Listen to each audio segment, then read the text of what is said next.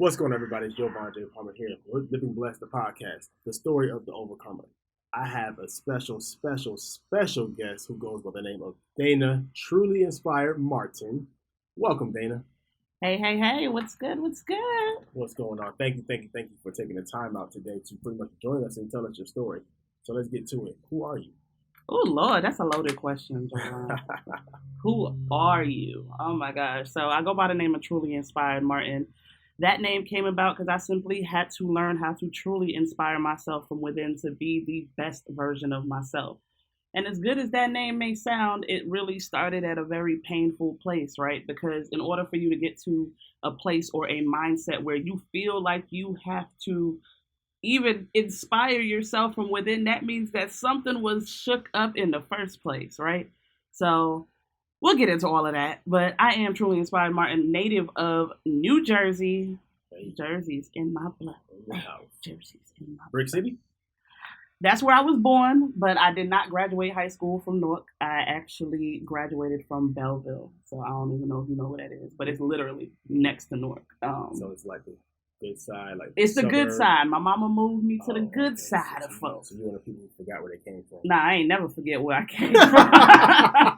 I was moved around a little bit, right? So we started in Newark, where I was born at St. Michael's Hospital in Newark. Then I was in Orange, and I was in Montclair, and then Bloomfield when I was elementary. Been around the world, and yeah. But I ended up graduating middle school and high school in Belleville, New Jersey. Okay, word. So what was it like growing up in Jersey? Everyone knows what they see on TV from not Boys in the Hood. New Jersey Drive. Yeah, all that stuff. What is it like growing up in Jersey? Man, Jersey, it's so much to talk about because it encompasses so many different parts of who you are, right? You got the good parts, the good food, of course. I still go home. I'm going home next week. Just for a slice of pizza. Just for a slice of some oily, drippy pizza, right? Mm-hmm. But I would say there's so many different parts of Jersey for me, especially being that, I moved around a little bit. So I got to have the black friends. Okay. I had to have white friends, and then I have Spanish friends. Like I was speaking Spanish, I really learned how to be a very versatile person, and I accepted everybody for who they were. Word. There were some points in my life, when my mom moved me into like a lot bit more like better areas, so to speak. So I always found myself searching for that other side that I knew was kind of still ingrained in me, like hood.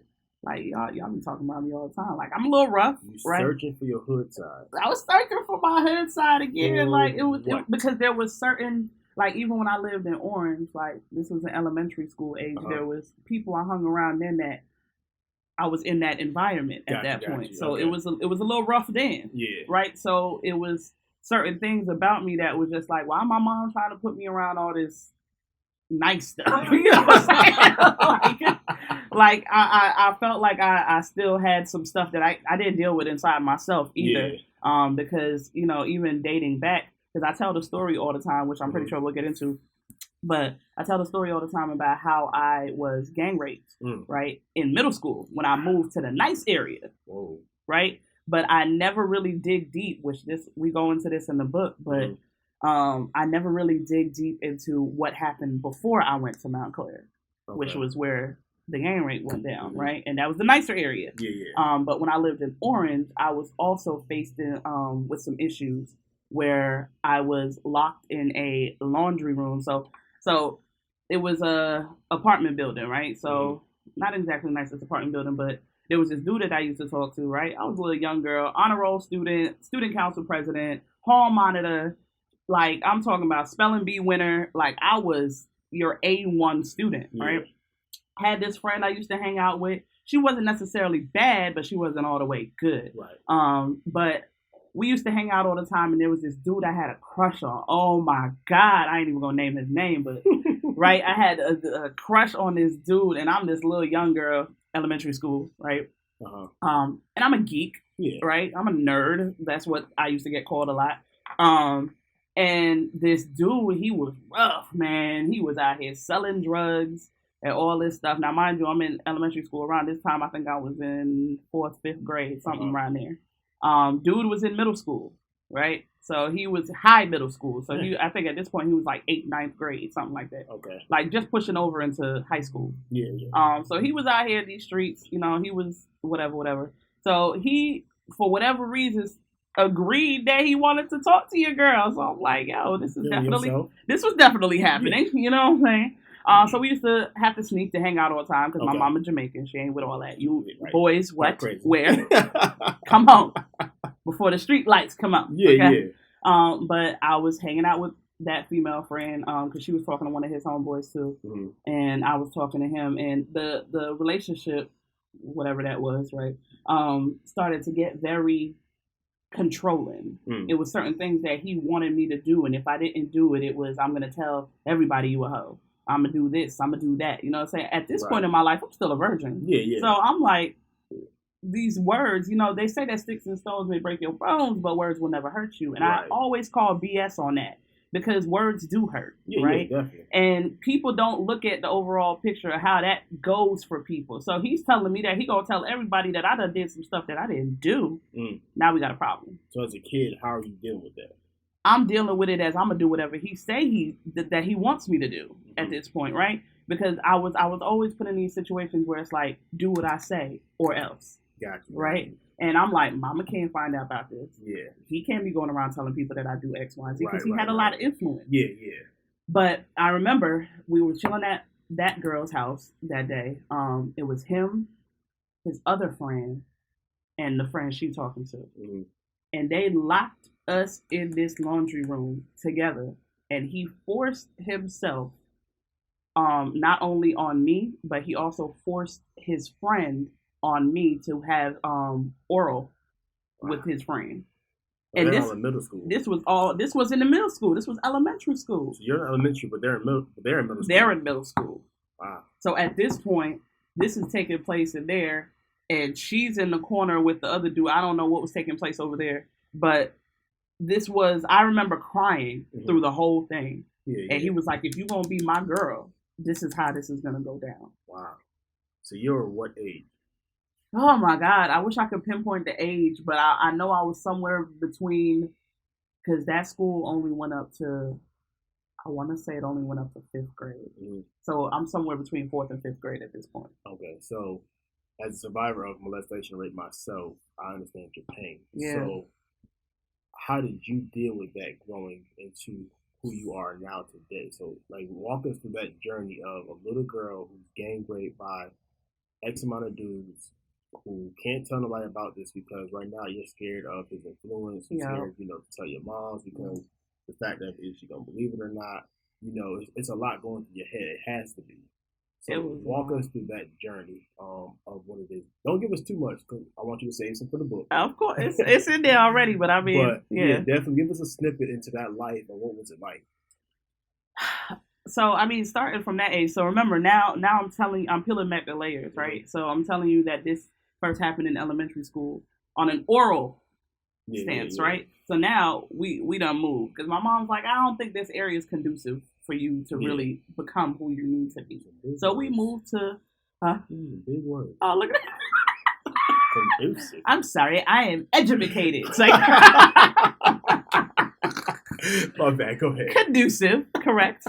So we moved to Montclair, right? And this is supposed to be a top-notch area, right? Yeah. And I remember wanting to go to this specific school in Jersey, Glenfield. So there's 2 middle schools in that particular city that you either end up going to Glenfield, which is like a school for performing arts, which was my thing back then. I used to perform at New Jersey Performing Arts Center. I wrote music. I performed with a lot of different people. Really? Yeah. Huh. So, you ain't never do that? You've been friends for how long? Choose your friends wisely, people. I gave up on a lot of that stuff, and there's a story to that as well. Okay. But I still, to this day, I still write music. I'm teaching myself the guitar. I played the violin for several years. I was very, very good at it. But I used to perform at New Jersey Performing Arts Center. Did a couple other shows. Performed with Naughty by Nature and stuff like that when I was very young. So you was down with OPP. You know me.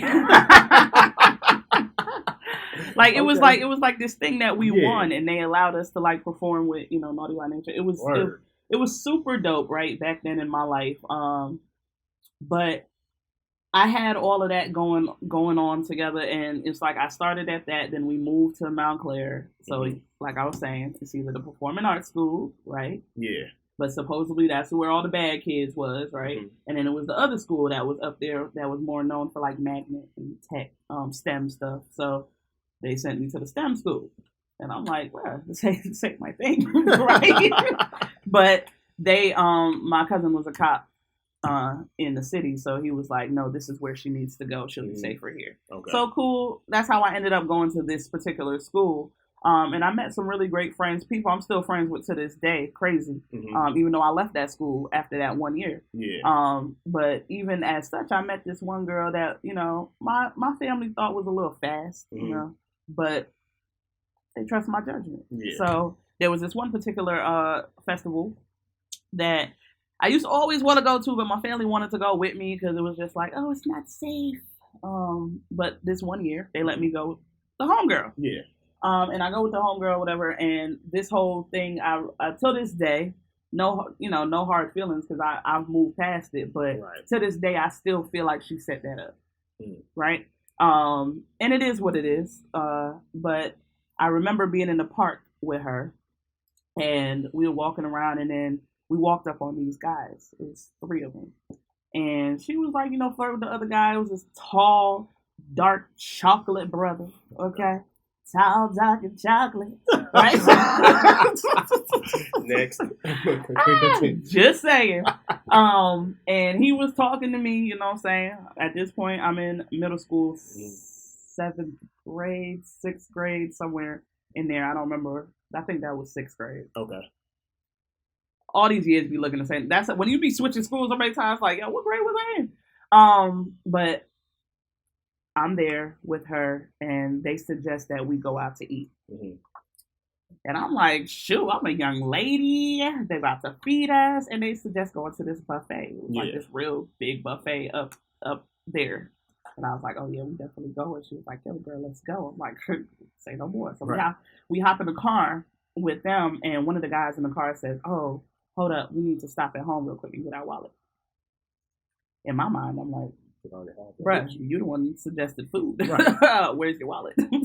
And it was one of those. In that moment, I had that flag. Like, he has to stop and get his wallet. So I'm looking at her, and she's like, chill, relax. So I'm like, all right. So we get to the house. So in certain areas in Jersey, it's not unlikely that certain houses look a little shacky, right? A little janky or whatever. And so the front of this house was boarded up, right? And they entered from the back, which can be a little shady, but can also be normal too, because a lot of people either live in basement apartments or they live upward in the back, right? Yeah. So I'm looking at the boards in the front, and I'm like, yo, what is this? Yeah. You know what I'm saying? What's going on? So they pull up in the back, and they're like, yeah, we about to go get our wallet. Y'all just come with us real quick. And I look at her again, and I said, they're just here for a wallet. Like, why we got to go inside, Right. She's like, yo, damn, just chill. And I was like, relax. There ain't nothing about to happen.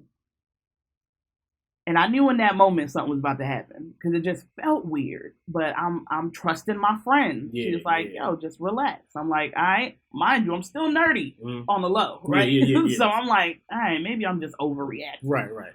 So we go upstairs, sit down. It looks like somebody lived there, but not for real. Yeah. Right? So 15, 20 minutes into being in there, mind you, it's only supposed to be a wallet, so I don't know why we here this long. But fast forward, that night was when I was gang raped by 2 of the men there. Again. This time, sexually. Yeah. And I was pinned down to this table, and I'm screaming, and I'm telling her, like, come help me. She never came. Nobody came. They just laughed, and I still remember this stuff, right? And we came out the room, and I'm just sitting on the couch, and I'm crying, and I'm ready to go.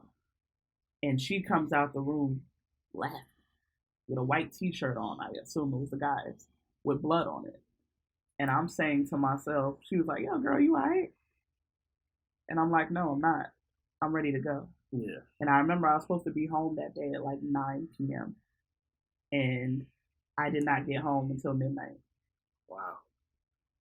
Now my mom trusted me to be back.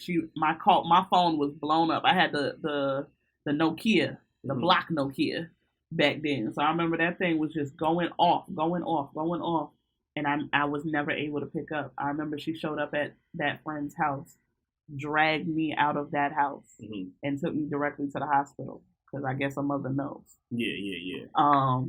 And that right there was all of these things I'm telling you is just a build up to who I am, right? I went from this person knowing and being so sure of myself, even at a young age. I knew that academically I had it together. Yeah. I knew that my father wasn't in the house per se. He wasn't present, but he still had a presence, so to speak. So I still knew who he was. We still had conversations. My mom would still send me there during the summers, but we never had a relationship that I believed we needed to cultivate. And at that point, it was kind of just like, mama's doing what she got to do. She working 3 jobs. I ain't never wanted for anything in my life. And that's why to this day, I grind as hard as I do, because I realize that I have never been homeless.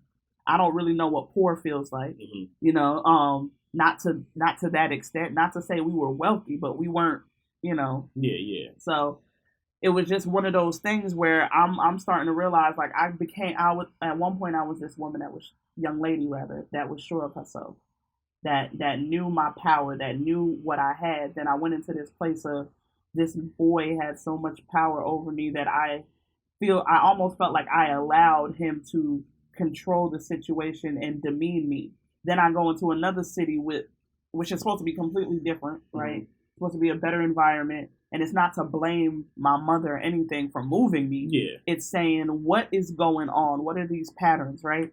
And then we go through this situation. So now, after this 1 year of being in this school, I've now transitioned out to another area, which is where I ended up graduating from. But what happened was, after I left there, and we went to Belleville now, right? Belleville Middle School. And I remember I went from this happy, joyous person to like, I don't mess with none of y'all. Right. Like, my guard is up. I was fighting dudes in middle school. Like, I think it was like my first month there, I got into a fight with this dude. Dang. Slammed him against the locker. We going back and forth. So that right now you're triggered by anything. Now I'm triggered. Now I'm angry. Now every little thing is kind of like, I don't even know if I can rock with you like that. Right. Like I really want to be your friend, girl, but it's hard. So now you having trouble trusting both sexes. Both. Because I already felt like I was set up twice. Right. And now I already know that men's motives is kind of sticky. Yeah. Right. Yeah. So now I'm kind of just like, I'm going to just say to myself, I'm here to get this degree, get this diploma, whatever you want to call it, and get the hell on. Right. And that's where I was in my mentality. And I realized that even after like growing friendships and cultivating friendships, and we all went to high school, graduated, I love all y'all, you know. Right. But then I left there because I had to get the heck up out of Jersey. And I remember applying to every college on earth that was not in Jersey. I did not apply to not one school in Jersey because I knew that my environment was not conducive to me being who I am today. And I say all that to say that sometimes you can either be a product of your environment or a product of your environment. Right. And what that means is negative or positive, right? So you can choose to, and that's what I had to grow into. Like, even if I would have stayed in Jersey, although my environment might have been set up for me to fail or set up for me to be stuck or stagnant in where I was, there was something that I could have done internally that would have changed the game for me. So I could have stayed in Jersey and still been Truly Inspired Martin today. Okay. But sometimes it's important for you to remove yourself from the demons that are attached to you. Yeah. And that's what it took for me. I had to say, yo, bro, this ain't gonna work.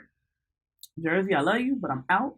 And as soon as I got the approval letter to go to Clark Atlanta University, which was my first choice, but I remember it was the last letter I got. They sent me an email.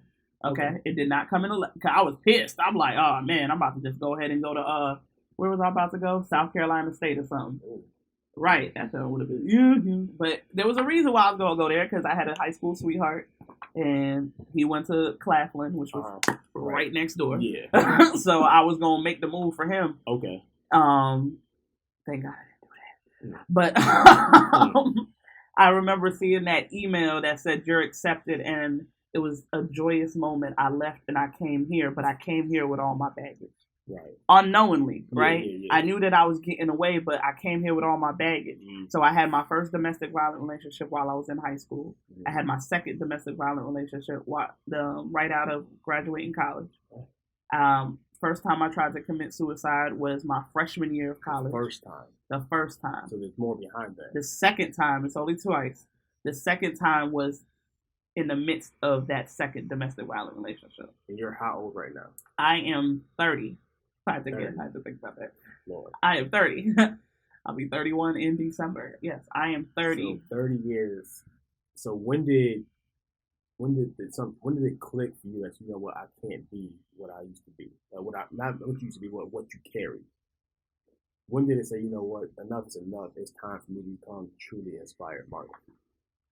See, the funny thing about it all, right, is I honestly believe that I only became who I already was. Mm-hmm. There was something that was already embedded in me that said that you deserve greater. Yeah. You know that you need to be greater. Mm-hmm. But when I realized that it was time for me to utilize my voice to save and help other women, was when I was able to actually free myself from my own mess. Okay. It was when I was okay with being unapologetically me. Right. It was okay. I think it really came down to when I mistakenly told my story. Right? Because I started speaking around like 2013. And I remember I was kind of like just flowing through it. I was talking about some stuff like real surface level, right? Like, yeah, you know, I went through some stuff and blah, blah, blah. And then I said, but when I was in that first blah, blah, blah, you know what I'm saying? It was just like, oh, shoot, I just told all my business. And a lot of people did not understand that. Yeah. They were like, yo, why are you out here telling people all your business? Because it's no longer about me. Yeah. But, you know, we come from a community where, you know, what happens in this house stays in this house. Hell yeah. You know, you don't tell your business, all that types of stuff. So as a black community, it's like, okay, we don't do that. Yeah. So now you're getting shamed and backlash for telling your story. Shamed and backlash. And that, in all honesty, right? So a lot of people know I've been talking about this book. I had the title for the book years ago. Okay. The title ain't never changed. Oh. The book cover idea has been in my head since 2014. Right. 2015. So all of this has been in the works. All of this has been in the works, but something had to happen inside of me. Something, even though I've been out here telling the story and all that stuff, there's something that happens when you come to terms with stuff. And I'm going to put it like this. I had to actually go back and mend the relationship with my father. I can't tell y'all about getting through certain things in your life if I have not completely gotten through them. I had to sit down and have those painful conversations with my father via phone, right? And let him know that you were never the father I needed you to be. Yeah. Like, and let him know those real pivotal moments in my life that really took place where I feel that he failed. So what was it like having that conversation? Because I'm sure that somebody who's listening to this right now is saying, yo, I need to go back and have a conversation with moms or pops or my brother and sister or even an old friend or boyfriend, somebody who maybe just need to release something to or from. Like, what was it like having that conversation? It was heavy. Okay. It was definitely heavy. I don't even know if he knew just how heavy it was because I honestly feel like when it was coming out of me, it was a burden being lifted. Right. And it's not because he can go back in time and fix what I need him to fix because time is done, right? Yeah. But it's almost like, what do we do from here? I started having these thoughts in my head like, damn, do I really want my father to die tomorrow? Yeah. And I have all this malice, all this hurt, all this pain, and I don't try to do something with what we have now going forward. Okay. And I think a lot of times, us as people in general, we are harvesting and we are holding on to so much pain, and sometimes the other person is unaware of that pain. Right. But you're mad about it. Yeah. And you're continuously you just want them to just do. Yeah. But they don't even know what they didn't do in the first place. So having that conversation, and it was kind of like a slide by night conversation because it was just kind of like, yeah, we were talking about some stuff and I still felt angry while talking to him. Like, you ain't never, like I had, like he over here telling me what I need to be doing on the phone, and I'm like, you ain't never taught me how to do that. I ain't never knew a dude wasn't supposed to, and it was a click for me because it was kind of just like, I'm tired of these conversations. Yeah, I'm tired of feeling like I'm always mad at you or bitter or whatever on the phone. So it was me saying, I really need to talk to you about something. Gotcha. And you might not like what I'm about to say. But I said, if I don't do this, we're never going to be able to get past it. Okay. And I literally laid out everything. And I heard him sniffle a little bit like he cried because I think he didn't realize just how bad it hurt me. Right. Yeah. And I didn't understand how combative and how, I don't want to say bad, but how bad, right? Yeah. I've been to him because of the pain that I had since childhood. And I brought that into my mid-20s, And I was wondering why I was having all these issues with men. I was wondering why I was having all these internal issues with myself. It's because I never dealt with certain pain points. And going back to the source of stuff, funny story is I was able to freely finish the book after I fixed that relationship. And I ended up having my first lit event in 2017 was in Jersey, right? In the so it's a park. Remember I told you it was at a festival? Yeah. Same park. Wow. In the, what do you call that? Like the clubhouse. So I ended up having the event in the clubhouse at the park where I was first gang raped. So what was it like going back to that scene? Like, it had to bring up so many memories, so many feelings. Oh, it was tears. So like Yo, I bawled. Like I was telling the story, and I think the moment when it came full circle that I was actually there was when the event started, and it was my turn to speak because I had other speakers too. Right. And it was my turn to speak, and I'm looking and I'm saying, wait the heck a minute.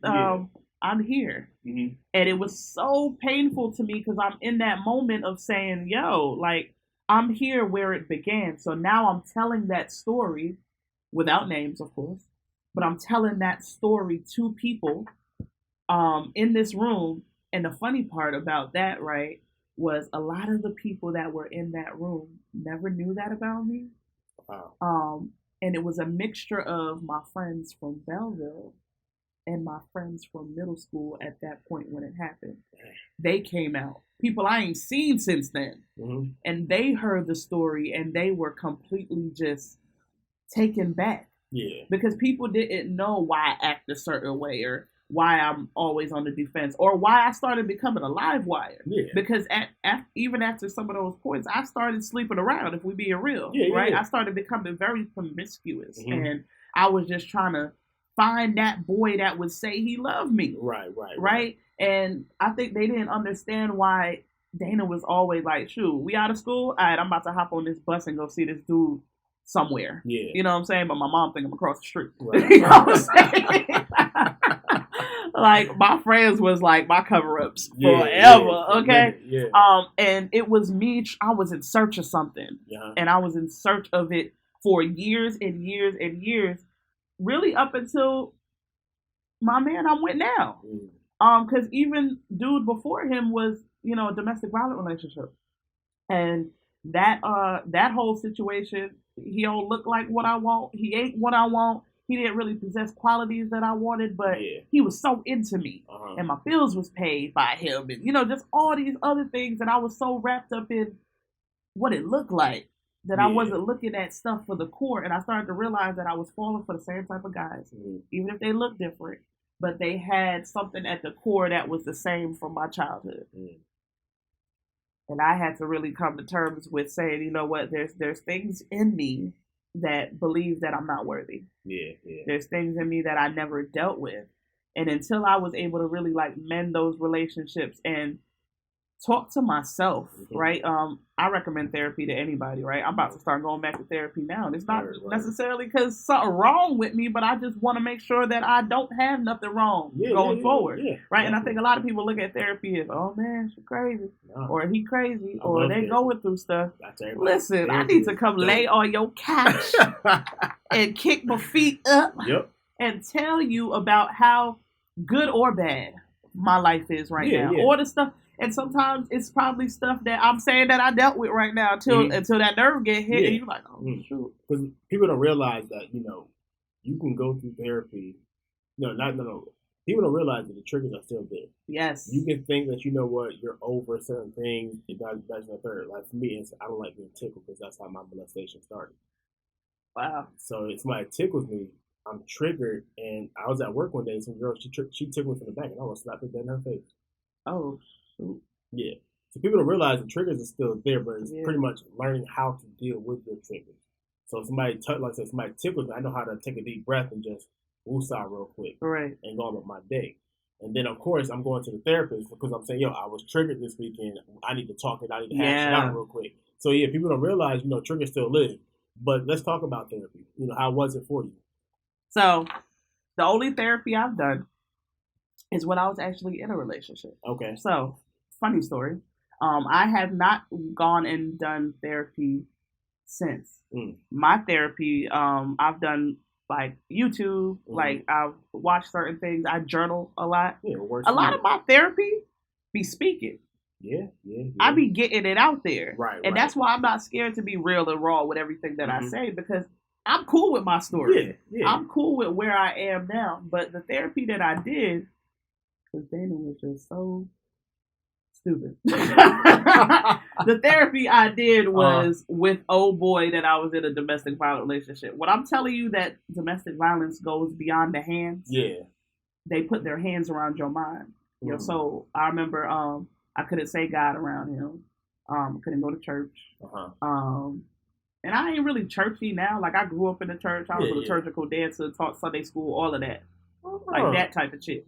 But me now, I always, the church is in me.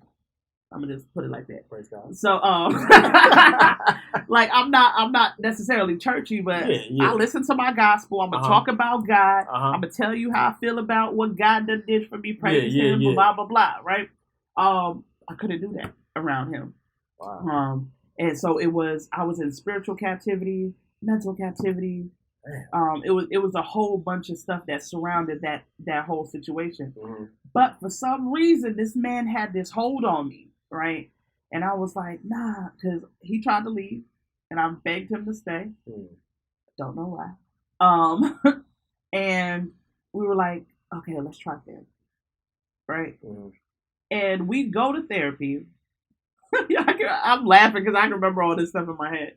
We go to therapy, black therapist, shout out to her on the South Side. We go to therapy, sit on the couch, and she's like, all right, so tell me what's going on with y'all.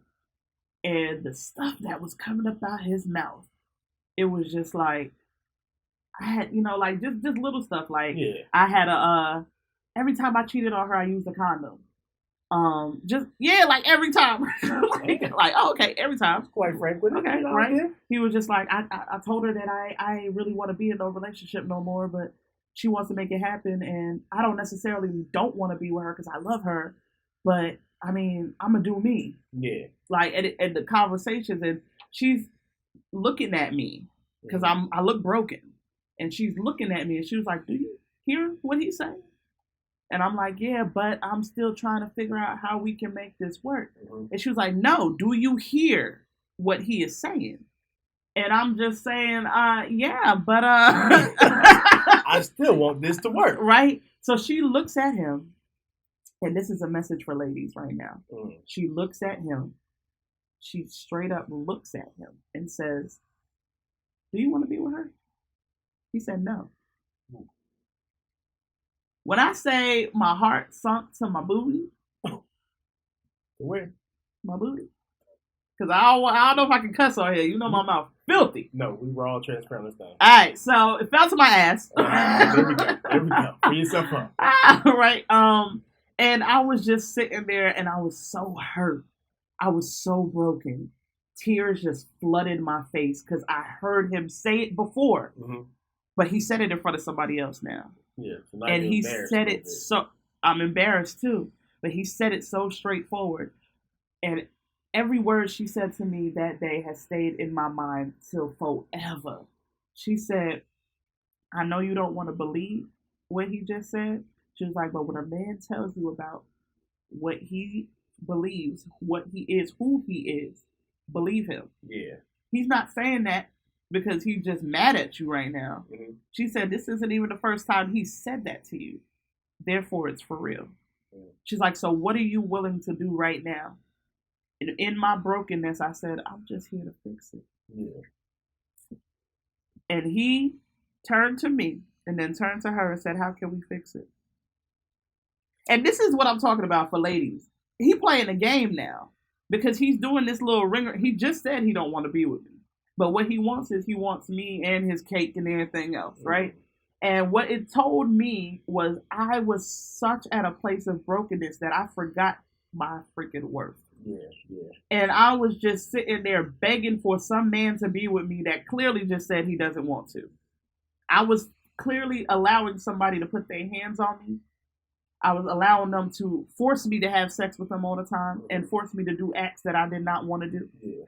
I was with somebody that was constantly having sex with other women and then coming home to me, which he did end up giving me an STD. And that is when I decided to leave. Yeah. When I realized that if this time it was curable, but how about next time? Right. Yeah. So you think a lot of that was stemming from the relationship between your father? Like you said, Daddy was present, but he wasn't present.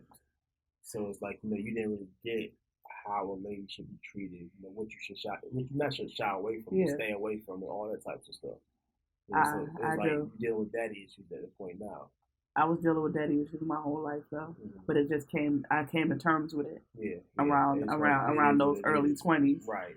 And I think that's the thing, right? So your mama teaches you a whole lot. Yeah. My mom was teaching me so much about like the resilience that I got now. Mama all day. Yeah. Like I know how to push through anything. I know how to get stuff done. I am the queen of getting it done regardless of what life looks like, right? My mom taught me so many, things about how a lady is supposed to act and how a mother's supposed to teach their daughter stuff. Yeah. But there was those things that were missing from my father. Right. I needed lessons. Mm-hmm. I needed you to tell. I'm your only girl. I'm your only daughter. I'm the only child on both sides. So I needed him to give me a blueprint, so to speak. I needed some kind of, like sometimes I listen to some of my friends that had their, father and mother in the house all the time. And I'm like, damn, what does that feel like? Like, and it's not to fault my mother or nothing like that. It's just to say, just the stuff, the knowledge that they have. I'm like, damn. Yeah. I wish I would have known that. Mm-hmm. Maybe that would have been avoided. Or maybe this was my path regardless. Yeah, who's to say? But I feel like there was just certain things that he didn't teach me. Mm-hmm. And now that I'm grown, right? And when you get to a point of clarity like this, you'll realize like sometimes your parents can only teach you as far as they know. That's true. Both my parents' died when they were kids. Mm. So they out here surviving themselves. They out here surviving themselves and learning from either sisters and brothers, or self-taught. Yeah. And it's not to say that I'm giving him a pass, right? Yeah. Because, bruh, you can go read a book.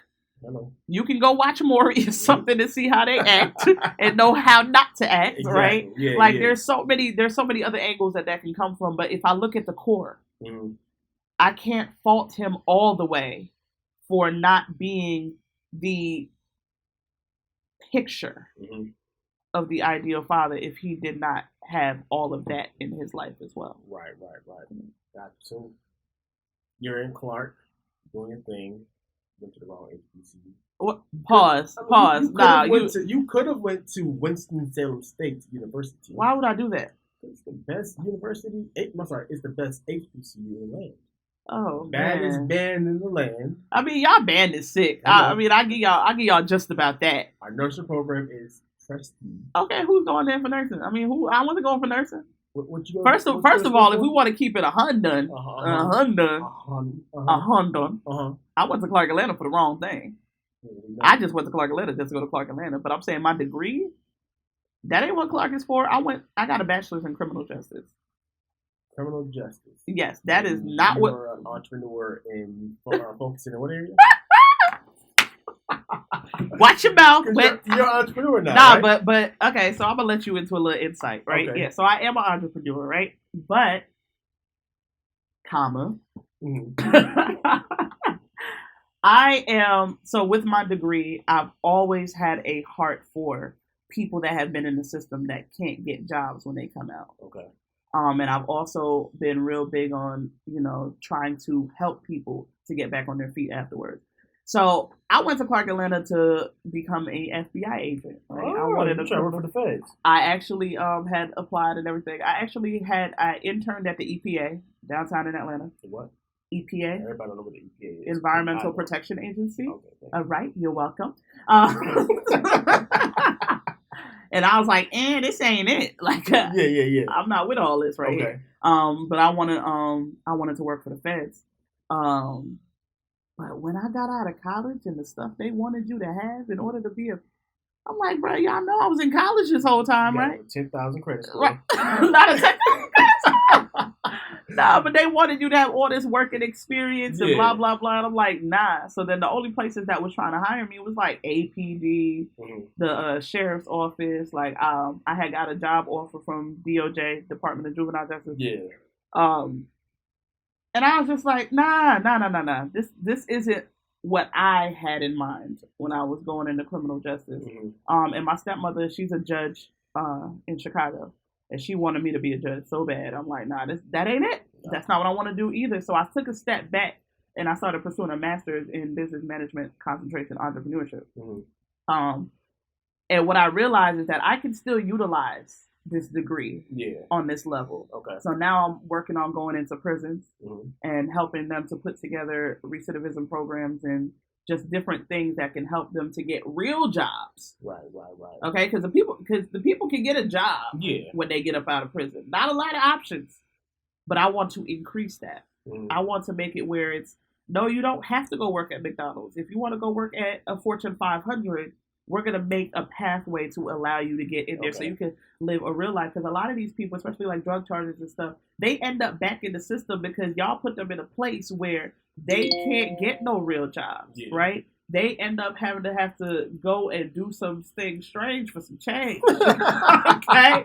They end up having to go do some things that put them right back in everything's illegal activity. Yeah. And now you wonder why this person is back in the system because they don't know how to get up out of the crap y'all done put them in. True. Right? So I feel like you need to really start to give people a real chance. And I don't think people know what a real chance is. They're like, oh, you can get a job. Nah, but are they going to be able to pay their bills? Right. They got kids. They got to be able to pay child support because y'all going to garnish all that. I've seen people left with $5 on their check. And that's the stuff that hurts me because I'm just like, there's got to be a way that I can combine all this HR experience that I have for these past 12 years, right? Yeah. And put that together with criminal justice and make a difference. Okay. And that's where I say being able to create a recruiting/staffing agency that is specifically geared towards helping those people. That's dope. That's dope. So let's talk about your entrepreneurship life. Hey. Since I've known you, you ain't never had a job. You a liar. That's a lie because I've worked for some Fortune 500 companies. So you are a whole lie. I'm just trying to make you think you're the female Tommy. But nah. Let's talk about no. You Jamaican, so you always got 10 jobs. I'm about to say, run that. You know that. It's done, no. Back to America. You a hater. I am. Low key. So what are you? Who are you? Like, what's the entrepreneurship lifestyle that you live right now? First of all, I just want to say that I was awarded the Young Entrepreneur of the Year, by Canada's Woman on Fire. Oh, right? You're international. Okay, hello. So I'm not saying that to brag. What I'm saying that is I'm doing something that's already ingrained in my blood. And sometimes I think we try to veer away from who we are at the core. And this is why I say that. My mom has always worked. Okay, she's Jamaican. So my mom's always been in like the nursing field. Okay. And that's been her thing. But my dad, as much as the relationship wasn't always there, my dad has been an entrepreneur damn near his entire life. Okay. He was the youngest journalist in Jamaica. Wow. Yep. Yeah, like 15. Youngest journalist in Jamaica. Oh. Had written for like huge publications and has done all of this stuff. And now for the past 30 some odd years, before I was born, he had the International Festival of Life, the Chicago Music Awards. Um, it's a whole bunch of stuff. The jerk. Now he has the Jerk and Vegan Festival. Yes, that's happening September 7th. Where? Through the 9th. Where? Chicago. Mm. Yeah, just hop on a plane real quick. And Chicago Music Awards, International Festival of Life. I'm sure I'm missing some other stuff, but I've seen that. Yeah. Regardless of him getting on my nerves, regardless of us not having no relationship, he used to still make me work in the office when I came in the summers. Wow. So I seen all of that, but he also, because for the past several years we good, right? Yeah. We talk and stuff, and I serve on his board and everything. But we, like, I always tell him, like, because he's like, yo, what are you doing now? Like, I'm real proud of what you're doing and blah, blah, blah. And I tell him, and he's just like, it's almost like he tries to veer me away from entrepreneurship. Because you know how tough it is. He knows how tough it is. And he tells me all the time, he's like, I don't really want this for you. Yeah. He was like, I want you to go get you a good job, get the 401k, get the security behind you. And although so many times I tried, sound like a testimony. Oh no, but let's not get it twisted. I'm not one of them people that's against the job. Yeah, of course. That's a job. Shoot, listen, I'm looking right now for the right job. Yeah, I'm also not one of those people that just jump into anything. Yeah. I gotta feel like I'm thriving there. I gotta feel like I'm moving there. You want to be an asset. I want to be an asset, and I want to really truly utilize my skills. Most of my positions, thank God, have been remote. Okay. So like throughout my whole period of life, so a lot of that stuff right there has taught me just so many different things. And I think a lot of people look at the jobs that they're working and they're not extracting the lesson from everything. I don't care if you don't work at McDonald's. Yeah. There is something to take from that. Right. There's something to learn about how to or to not do customer service. There's things on how to build a brand where people are flooded to all the time, even if it's trash. Right. Okay. Right. Like, we're being honest. Like there's certain things that you learn from each thing. And one thing that I can say is that every time I step into a door where I am working for a new brand, a new company, whatever, I am there to get what I'm here for. And I'm not one of those people that's why when you be in the interview, and I hope my face don't be showing that junk all the time. But when you be in the interview and they're like, yeah, these are the benefits that we give you. You get a 401k, and you get a good retirement plan, and blah, blah, blah. That don't move me. As it should. None of that stuff moves me. Yeah. And I think sometimes they expect a different reaction from me. Like, oh, I get what? Like medical? Hell yeah, I'm gonna take that. Oh, right. I'm smart now. Right. let me run that. Yeah, run that. I'm gonna need you to run that. But when it comes down to the stuff like what they think used to get them back in the day, millennials, Generation Z, nobody. Nah. Because we know it's possible that we can go out there and get it. Like, I can go and make. Yeah. Like, now I know it's like, what I've learned since I've been doing this entrepreneurship thing is that if I need some money, I can go and get it. Instead of not having to wait till every other Friday to get the paycheck. Like, if I don't, been stupid with my money, I know I can go speak real quick. I can go sell some t-shirts. Yeah. I can go do something to make some money. So it's like, we're not moved by that. That's I love that about you, because it's like, people need to hear, like, that though this job is offering you X, Y, and Z, they're not going to offer you what you want. And never.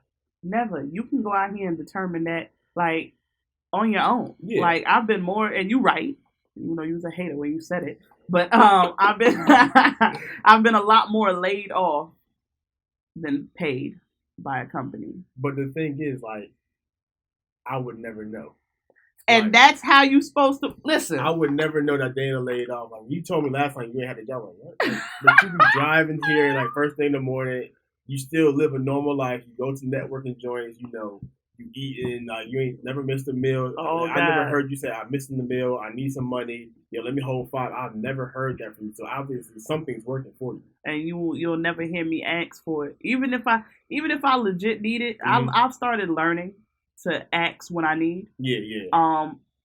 But I also know that I only do that when I've exhausted every option. And the crazy thing is, on my back, cut you off, but nah, you good. You throwing events without a job right now. My God. Like, how many events have you thrown this year alone? This alone, 4. 4. And then you still attending paid events that you got to pay for to get into. Paid events that I got to pay to get into. Because when it means that much to you, when you're that next level is not going to happen on every free thing. Right. That's true. So I be making sacrifices. Like, you be everywhere. Because when I pull up, you already there. Text me, say, yo, save me a seat. Or like, yo, I'm on the way. But you also got to be creative on how you get into the room. Yeah, so one of the biggest things that I talk about all the time, nothing means more to me than relationships. Right. Relationships are huge to me, and I don't play when it comes to my name. Yeah. So if I tell somebody like, yo, I'm putting you in touch with this person through me, bruh, if you mess up one time, it's a wrap. Yeah. Because one thing that I know for a fact, and I can put my hand on a Bible right now, like, my name is good in these streets.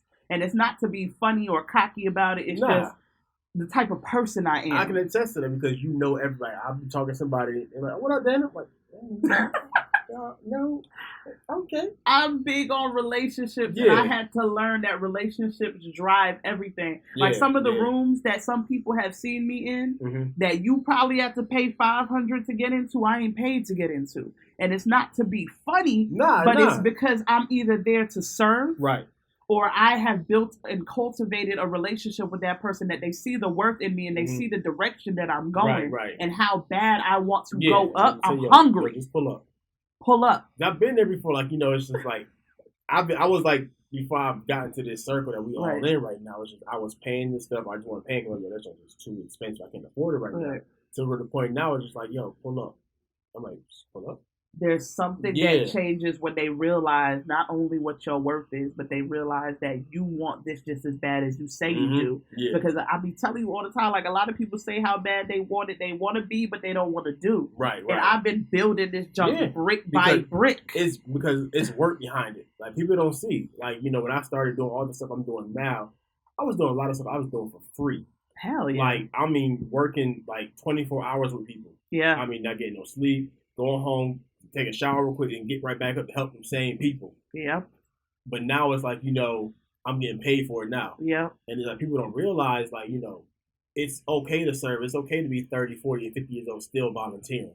People got the game, like, just screwed up. They just want so bad. Yeah, they just want so bad. And I get it. Get your money. Do what you do. Yeah, I'm not mad. Right? But there's certain circles.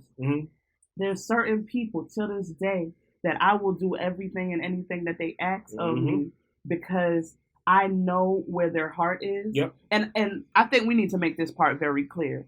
Don't serve and don't do just because you are requiring or expecting something in return. Right. I would say, like, at least 99.9% of the stuff I do for people, I don't expect nothing because people be asking me in the background, like, okay, did they put you on yet? Yeah, did they put me on? You doing it? Oh, they order it. You doing it for free?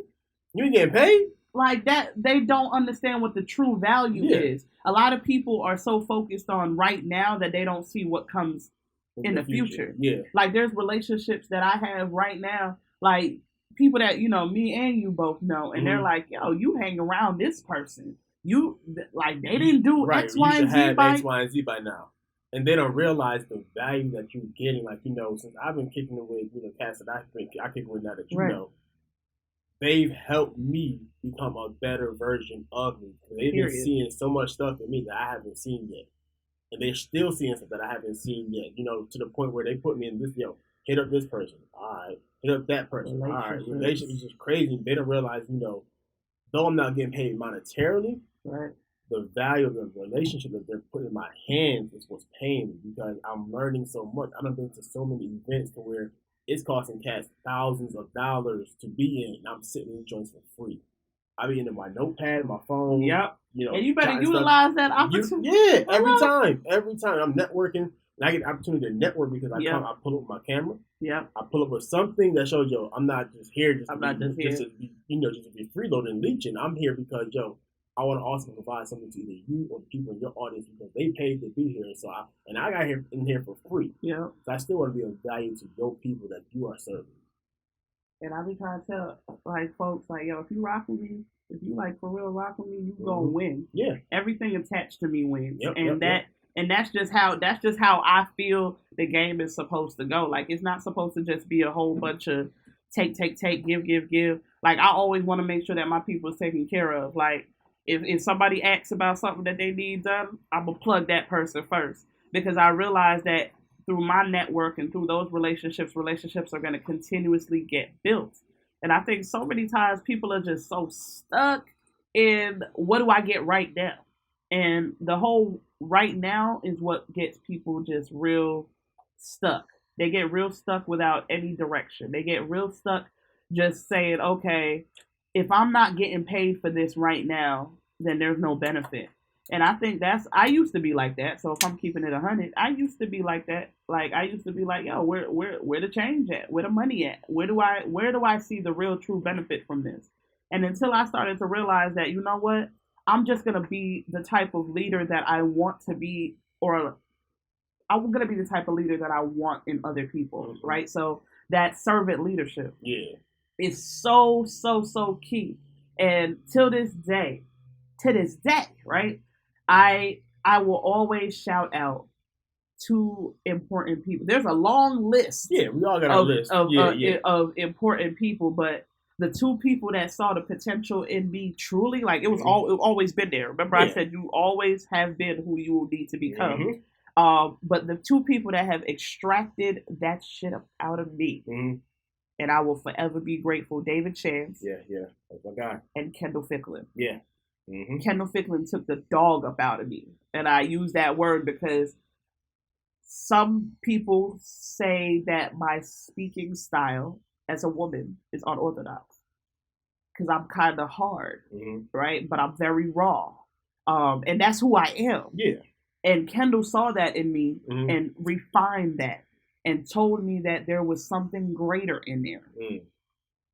David gave me some opportunities to be in the room with certain people, to be on platforms speaking in certain areas, certain arenas that some people wouldn't have took the chance, right? And I have to look at it for what it is because even to this day, David or Kendall ain't never got to the point where they just forgot about you. Right. You know what I'm saying? To this day, David will still say stuff to me like, yo, I'm so proud of you. Like, I see you still working. Yeah. And I remember David always talks about this one thing, like, are you the type of person that's still singing the same song? My song ain't never changed. Right. I'm still the same truly inspired Martin I was then, but my message is getting stronger. I'm getting more clear. I'm reaching who I'm supposed to reach. But nobody can turn around and say, oh, you still speaking? I thought you was... No. There is no... This is it. Yeah. This is it. I don't have a plan B. Yeah. There's other stuff that I do that is also attached to my plan A. Yeah. I think a lot of times people are just looking to go in all these different directions, but if your plan A is what it is, and there is no other option, everything that you do should be connected to plan A. It shouldn't look like you all over the place. Yeah. So... I just want to shout them out because I really think that sometimes we don't pay homage to the people that really brought us, or not even brought us to where we are, but just took the time to reach back and bring you forward. Yeah. And that also has to do with the relationships. All I did was I'm always around serving. And it's a genuine characteristic inside of me. Yeah. I'm not like, oh, let me go ahead and do this so I can get. Everybody ain't got that. Nah. Everybody don't have that. You know, I really just want to help. And that's how I got in position.